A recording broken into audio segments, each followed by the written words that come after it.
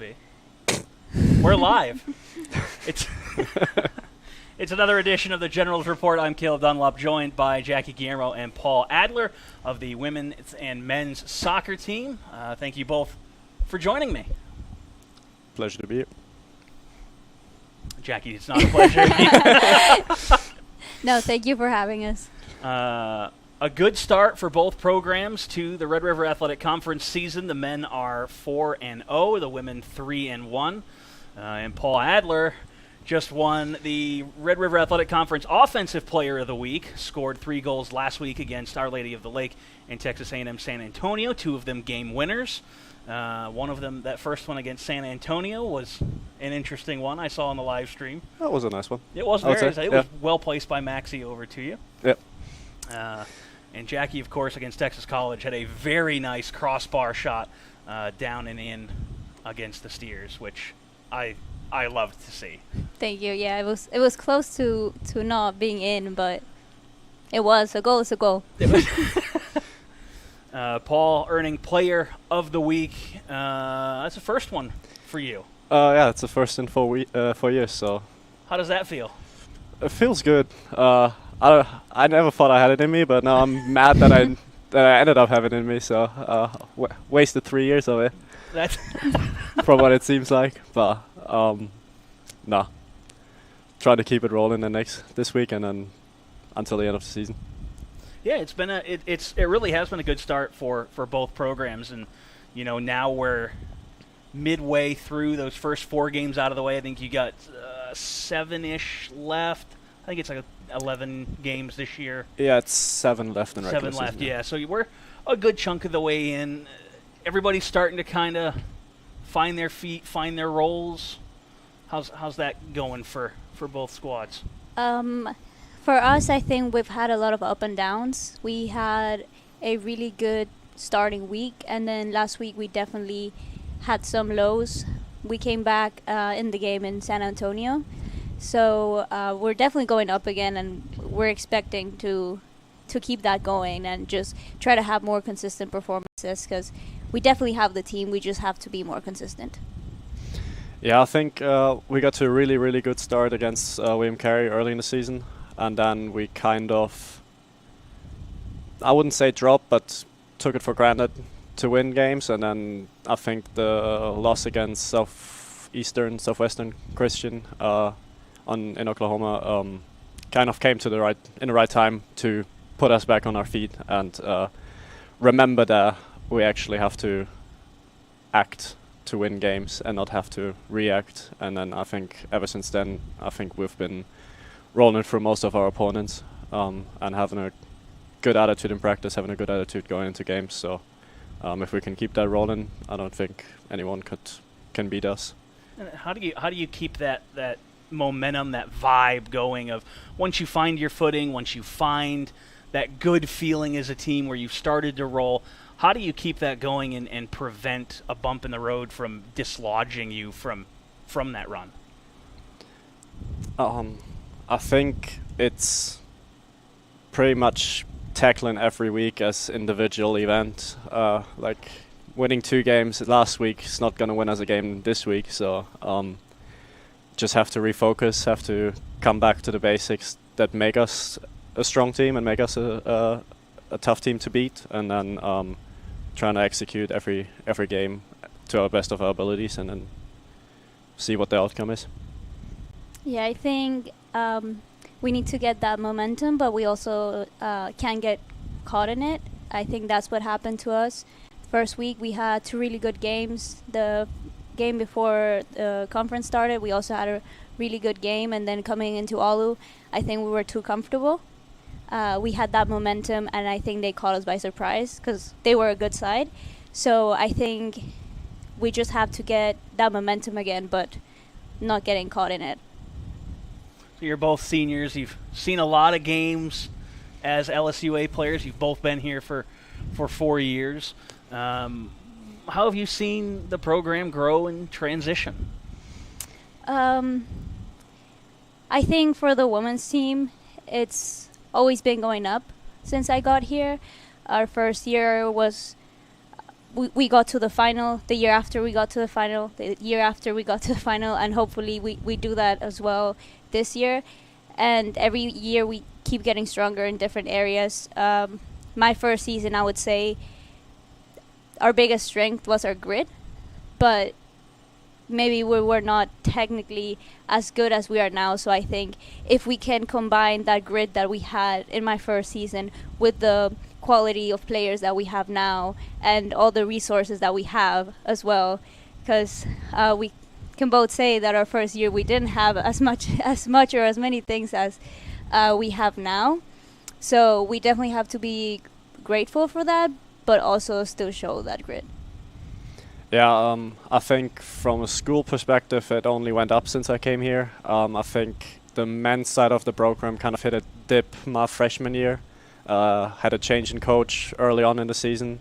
And then with Mackenzie coming in, and then with also Keelan transitioning from being a player and a captain on the team to becoming an assistant coach, it only spin up from there so far. And I think this year it's been the best we've been since I've been here. I think from the quality standpoint, but also from the mentality standpoint, from how the team and how the players and the teammates interact with each other, I think has been outstanding this year so far.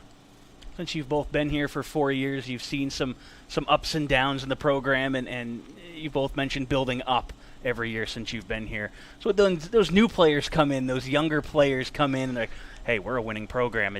That's obviously the expectation. How do you remind them and instill in them, well, hold on a second. We built this. It hasn't always been like this. How do you help them instill that you don't just come here and win? It's something that we've built, and it's expected to continue to grow and build. I think that's been a challenge, especially on our side. We've been to 3 finals in a row, and you come here and you think it's just going to be the 4th final, and that's just like how it works, and it doesn't. It was a lot of hard work those 3 years, and I think we have to remind the freshmen that a lot, especially this year. I think it's the biggest freshman class that we've had, so most of them don't know what it feels like, and they also don't know the work that you have to put into it to achieve that. So we've definitely had some conversations. Feel like we're still not there, but we're getting there.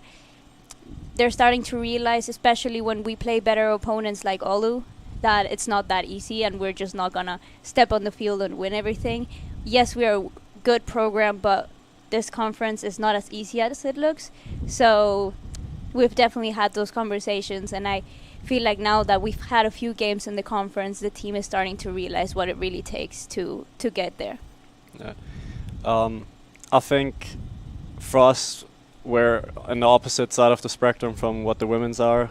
We have 13, 14 seniors on the team right now, and I think it's just the leadership we have on the team has helped a lot of bringing in the freshmen, showing them, hey, this is how we do it, this is how it has worked, and we don't need to change anything that is not broken.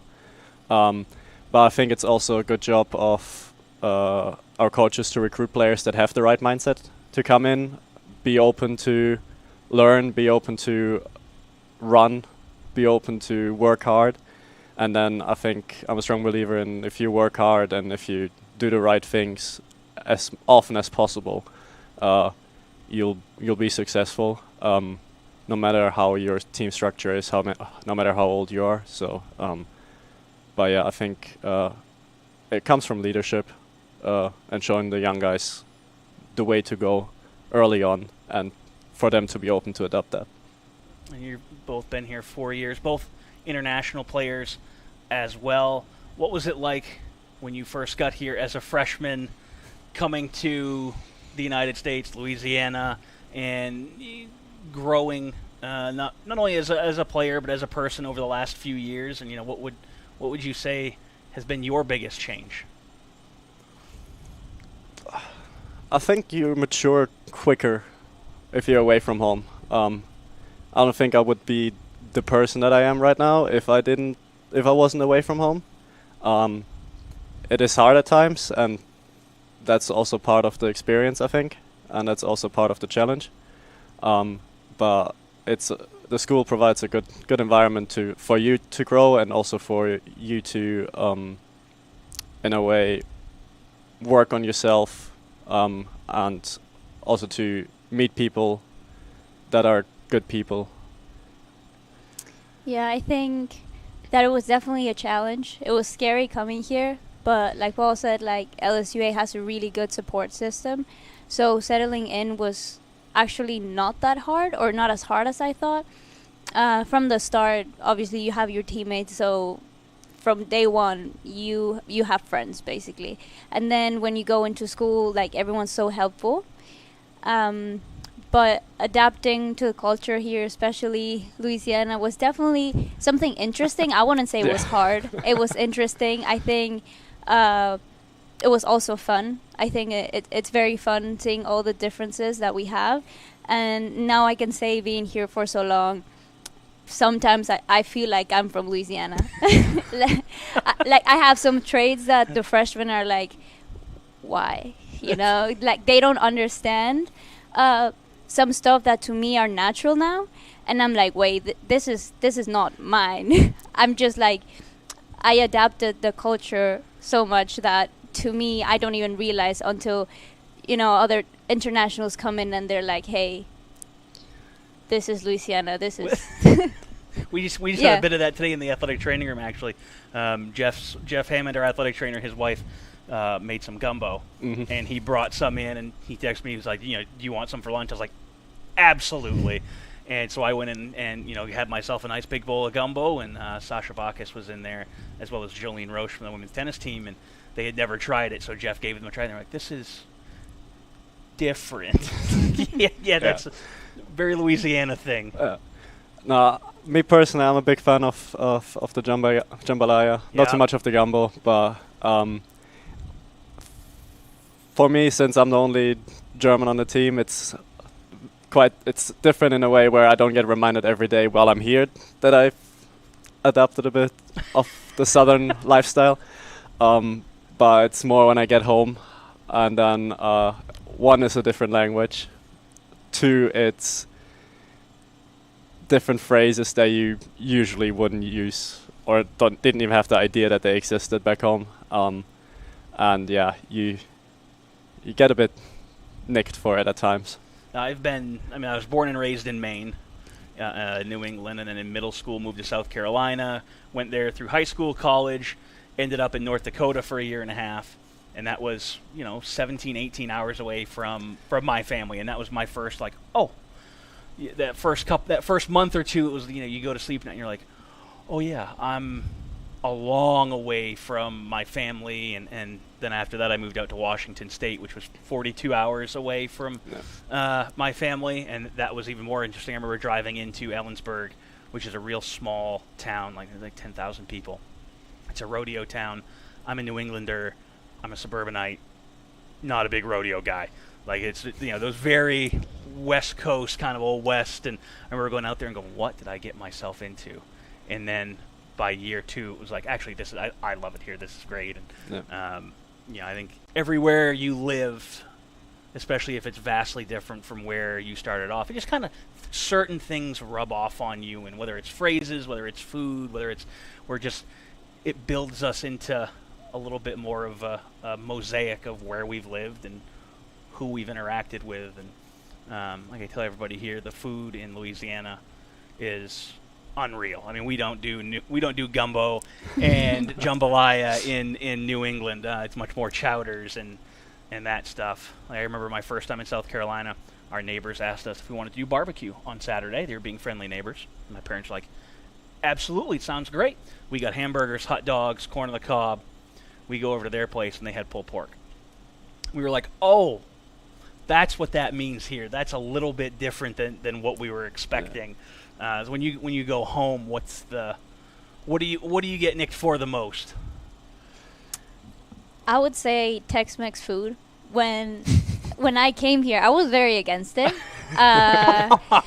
because I would look at it and I'm like, this is not it, And then with time, obviously missing home and the food and everything, I started accepting it a bit more because it's something that is similar to back home.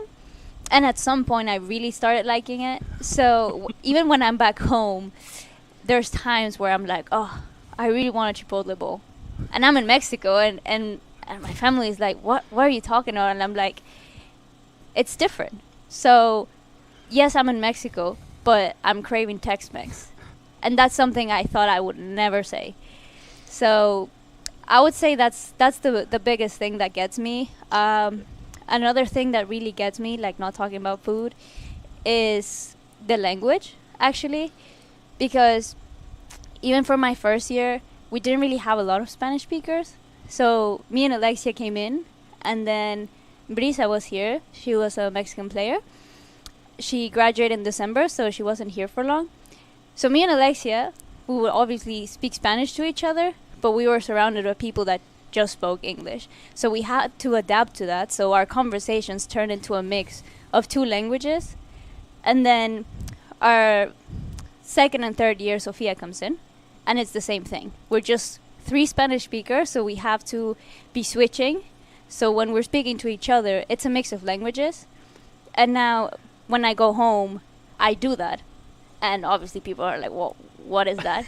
And now that this year we actually got a few Spanish speakers on the team, I've learned to kind of separate them a bit, where if I'm speaking Spanish, I'm speaking Spanish, and if I'm speaking English, it's English. But it's definitely hard. I think when I had that thing going on, it was easier to switch. But now that we have a lot of Spanish speakers, I get caught up in just speaking Spanish, and then there's like, all right, we have to speak English, and I'm on the field, and then my words are just not coming out, and I'm like, okay, but what is going on? So it's something interesting, definitely. I love the new players. I can identify a lot with them, and they're something else. But they definitely make me lose my English at times. Yeah, for me back home, it's also the language thing. We have a phrase for it in German. When you mix English and German too much, and they start taking it out. Please tell me the phrase in German. It's Denglisch. It's basically German English. Okay. And obviously you're here for 4 months at a time. I mean, last year I had Justin Cup as another German on the team, so I was and living with me, so I was a bit more German interaction. But aside from that, there's not a lot. So 98% of the time I'm speaking English over here, and then I get home and all of a sudden I'm sitting with my friends around on the table, and I try to speak, and the only thing that comes out is English, and they look at me, and they understand me, but they won't interact with me if I speak English. Yeah, that's probably the main thing. It's just trying to get your brain to switch it, and then every time I get back home, I realize I got a little bit worse in my native language. That's interesting. I find language as a whole fascinating, and obviously both programs are a mix of languages and nationalities, and obviously some of those languages fit better together than others. Spanish, Italian, French, the Romance languages they can run off one another. I mean, I remember when I was in Italy, our guide was telling us that if you know French, you can speak a little French. The Italians will get the gist of it because they're very similar. And from what I was told, I think it was last year or a few years ago, soccer had kind of created another language that was a mix of 4 or 5 different ones where everybody kind of understood what was being talked about and what was going on, and it was just borrowing certain phrases and words just to fit based on what languages had. Yeah, we had a lot of Italian and Spanish speaking guys on the team, especially last year, and I mean, I can't tell if when they speak fast if one word is Italian, one word is Spanish. But they would throw in English words because there's no common word in the two languages, and then even if you don't speak the language, you kind of slightly get a gist of what they're talking about. But it definitely sounds funny. Let's put it like that. I've heard you at practice a few times, and during games you mentioned switching back and forth, and like I'll go out and you'll be having a conversation with me. I don't speak anything other than English and very select words in other languages that we can't talk about on here, but I picked those up over the years. But you'll be talking to me, and then turn and go, and Abril instead I will be there, and you're right back into Spanish. And I can't imagine. I took a few years of French, a few years of Spanish, but I can't imagine switching that quickly in my brain from one language to another. Yeah, it takes practice. Even the freshmen are impressed with it. Like I was saying, Alexia, we've had to adapt to a lot of English speakers until this year, basically, where we got more Spanish speakers. So we make that switch quick. We can be talking to one person here, and then we turn around and we switch, and it's just something that you really have to practice. And being here for so long, you get it at some point. There are situations where it's not as easy, especially being in the game. You're so focused. I've been here for 4 years. Definitely on the field, I would say I speak more English than I do Spanish. But this year, there's been a switch, especially in the midfield. We have a lot of Spanish speakers. So now when there's someone in there that doesn't speak Spanish, I still speak Spanish to them. not on purpose, but I do. And I try to make that switch and speak more English, because obviously I want everyone to understand me when I'm on the field. But then when we get off the field, the Spanish speakers just get like close to me, and they're like, I just can't take you seriously in English. Like, it's so funny when you get mad in English. And they just start making fun of me, and I'm like, okay, I can never win here. So you just have to pick and choose your moments. I think you might have the advantage being on the field. You probably say anything you want, and everybody just like, yep, okay, fine. Even the refs just, sure, don't know what he said. Yeah. Can't imagine there are many refs in Louisiana speaking German. Yeah, although I've got told that I don't really say anything in German, even if I'm swearing. Mackenzie always tells me that I was swearing and screaming in English when I broke my arm 2 years ago. I don't know how that happened, but it's interesting how there was no German word coming out of me in that moment. It's interesting how brains just choose what to do and say. I mean, and especially in moments like that where you're probably not thinking at all and you're just reacting, and your brain chose English. You might have been here too long. I mean, that was only a year in. You're both seniors. Jacqui, senior day coming up this Saturday. Paul, yours is 2 weeks, I want to say. October 25th. There we go. Yep. Thank you. My mind is in 5 different sports right now, so dates are I just go day by day. But the women have their senior day on Saturday. Reflect on your career. And Paul, you're going to have to do it as well. Don't think you're going to get out of this one. But just reflect on your career. What have been some of your favorite moments? And definitely, I would say throughout the years, I've had some challenges in my seasons. I've had my first year wasn't really eligible at the start, and then going into my second year had a knee injury. Then my last year I had a better season, but my last 3 seasons I would say I've been a player that really is there all in for the team.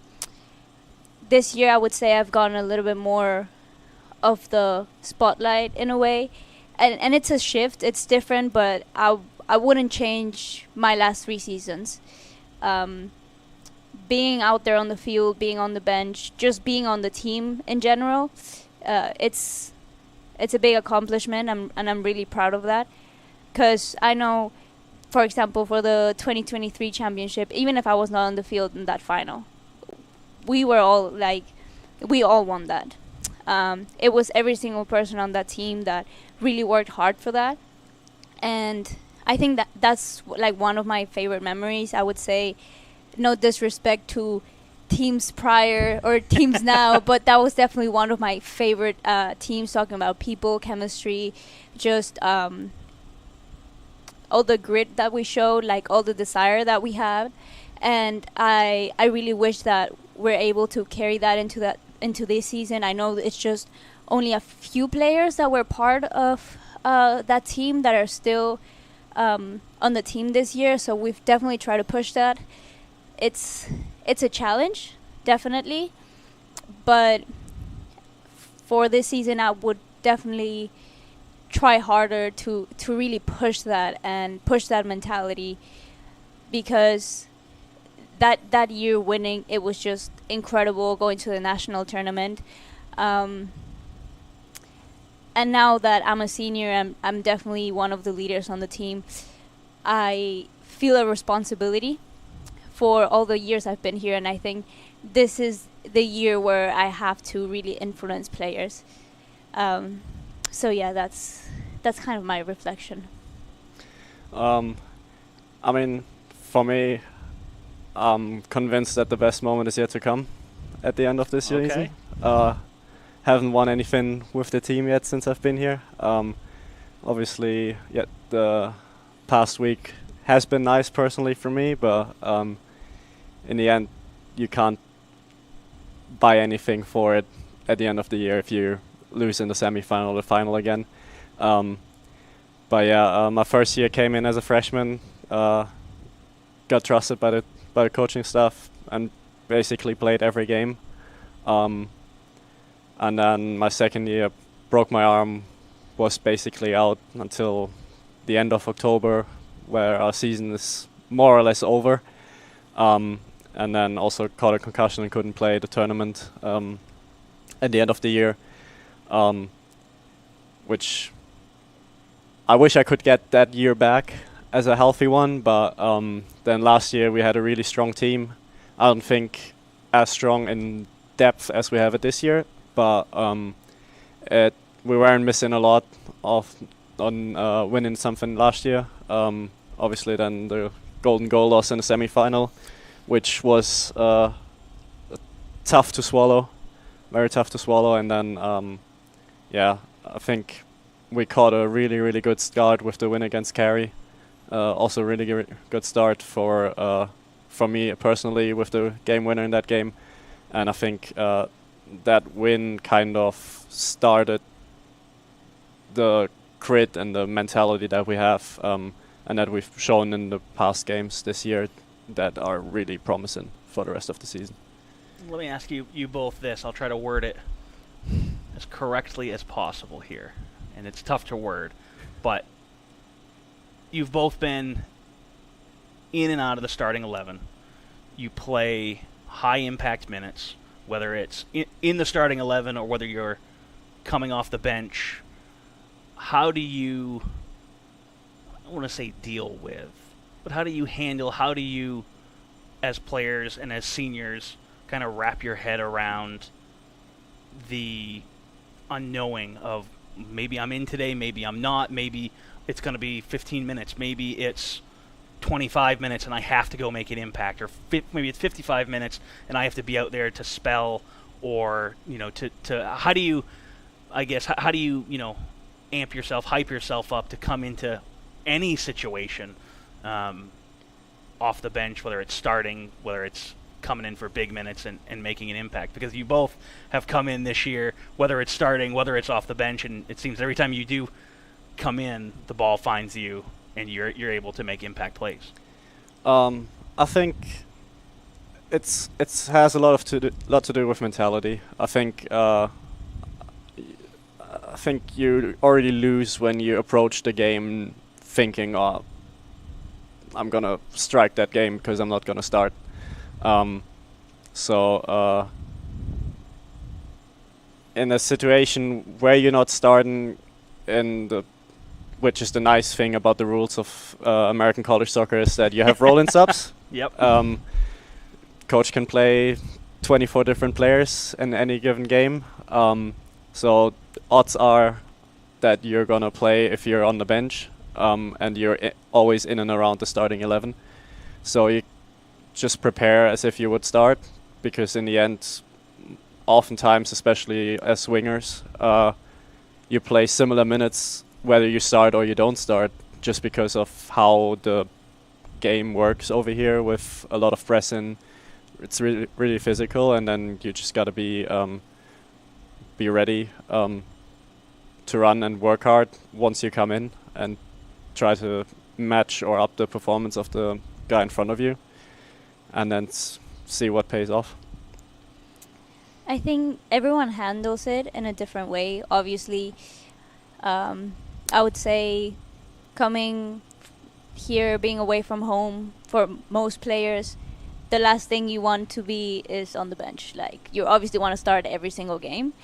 And that's not a bad thing, but you have to learn how to channel that in a good way. I would say that I go in every week thinking I'm starting. Even if every week at practice, Mark's putting me in the third team, I still think I'm starting. Like, I don't care. And then if game day comes and I'm not starting, I'm thinking, it's fine, I'll go in anyways. And it's just like channeling that.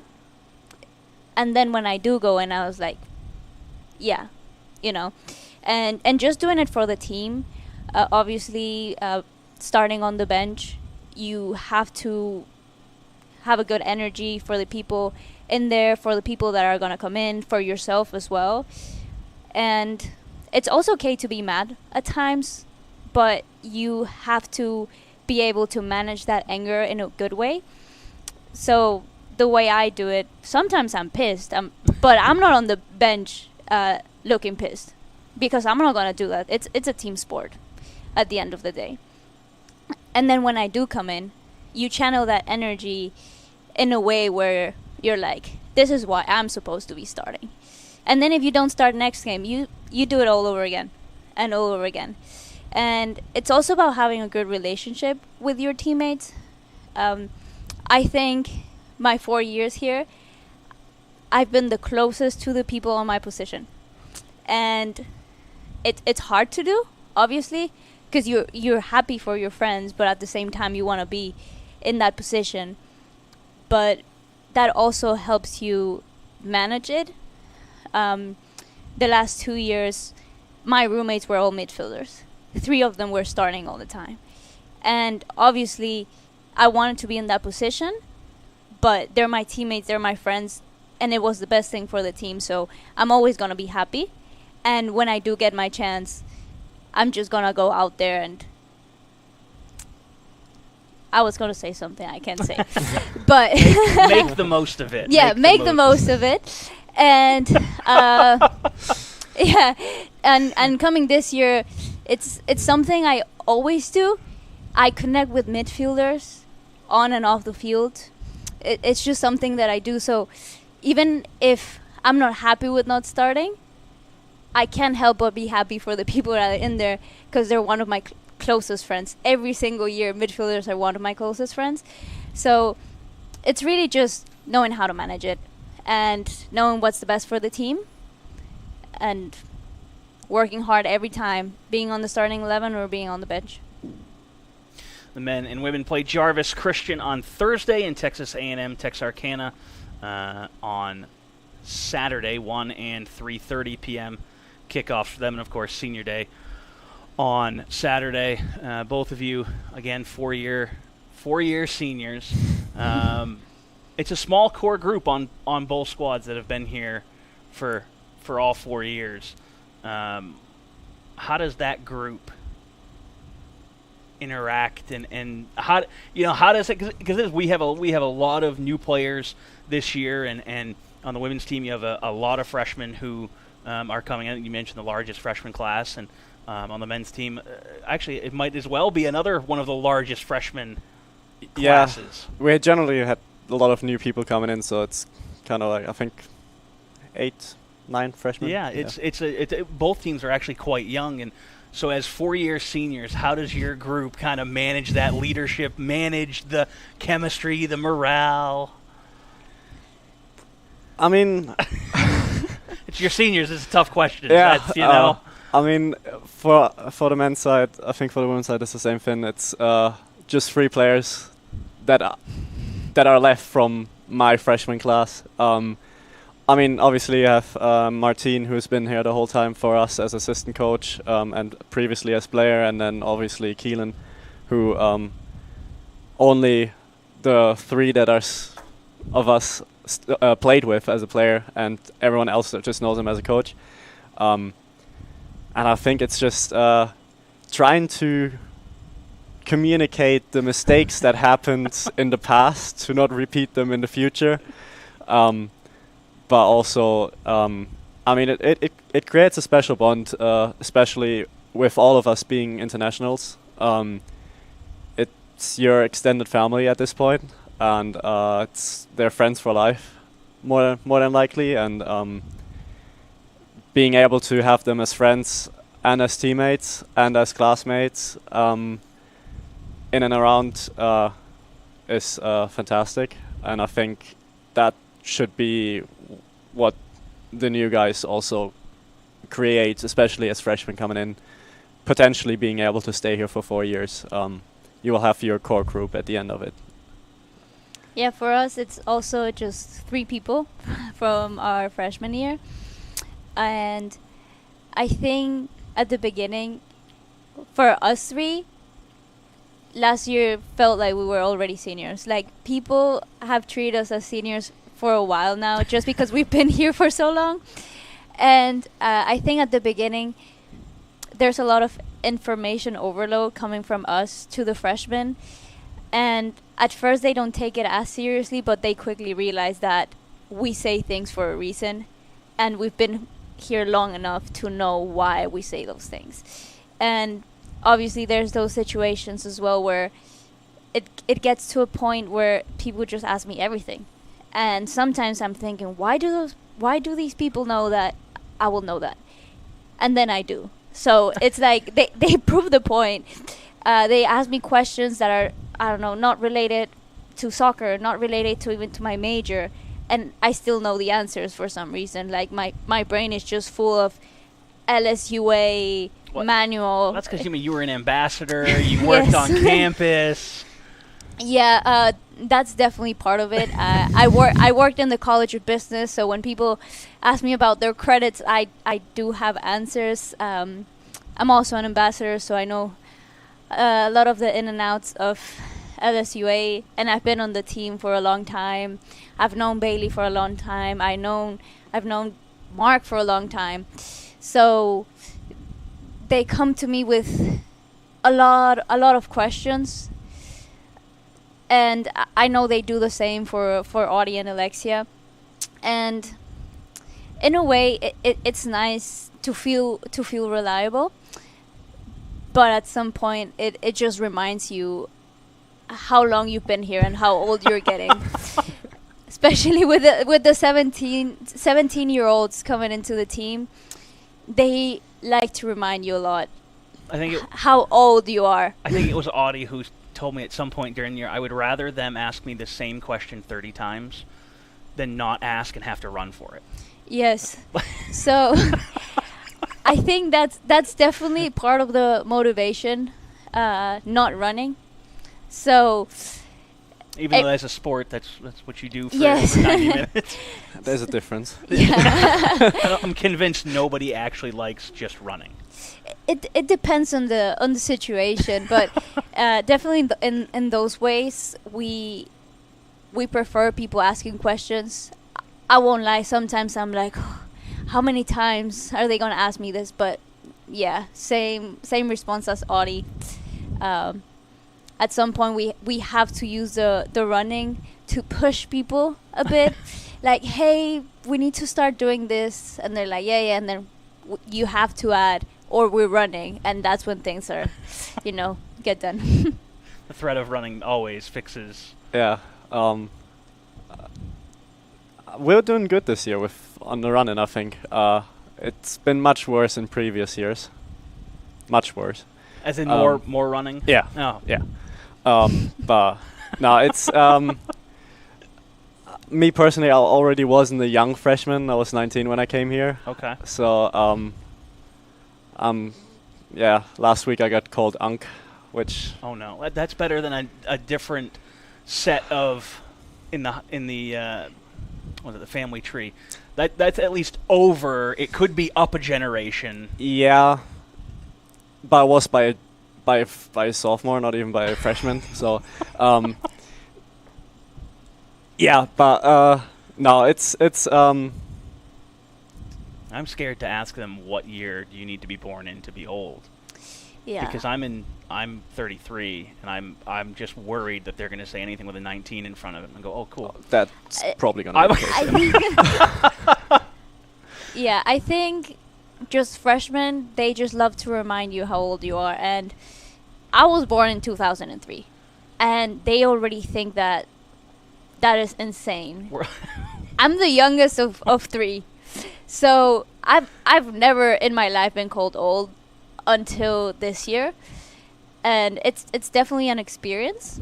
Whenever I tell them I'm 22, they just can't believe it. I don't know if that's a good or a bad thing, but it happens quite often because I think they forget that fact, and then when it comes up again, I get the same reactions over and over. It's not that old. Like No, that's it's not. it's not. It's not. It's really not. That's normal age for college seniors. It's not old at all. Yeah. I mean, you have when I was in high school, South Carolina had a football player, middle linebacker. He was a military veteran, and he came on at the age of like 36, 37. Technically, as like a true freshman, played on the football team. They all called him Sarge, which I guess is better than Gramps. But that would be like, okay, you're kind of, to be doing this, yeah, you're a little up there. I mean, that's most professional players have retired. And I think that's the difference, is that in sports, at the age of 30, you are old. Yeah. At the age of 35, you might as well have your gravestone picked out. And I mean, 26, 27 is kind of like your prime. Everybody expects you to be as good as you're going to be. So to these young kids coming in now, the children, you do look a little old. Yeah. Yeah, I guess. I mean, it's, what is it, 5-6 years between, 5 years between me and the freshman. Yeah.